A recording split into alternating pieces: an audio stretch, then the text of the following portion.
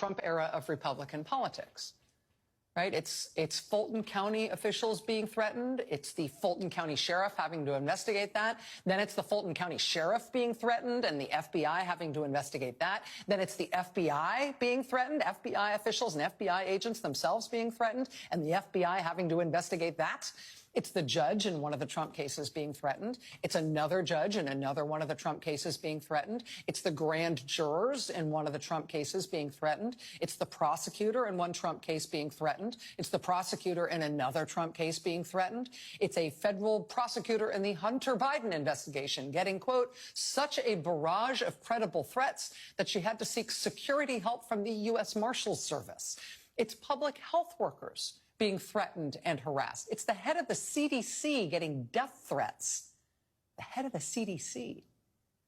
It's the staff of the National Archives being threatened. Sure, why not? Quote, the National Archives has been hit with a wave of threats since the FBI retrieved classified records from Trump's Mar-a-Lago club.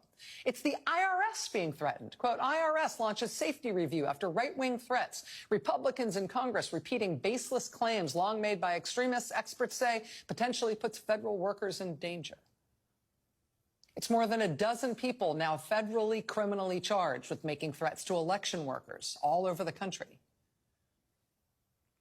Now it's Republican U.S. Senator, former Republican presidential nominee Mitt Romney, telling his biographer about serving members of Congress in both the House and the Senate, confiding in him that they have taken specific votes in Congress that benefited Trump, specifically because they were afraid for their physical safety if they did not. They would have voted in a way not beneficial to Trump, but they felt physically threatened, and so they voted in a way beneficial to Trump.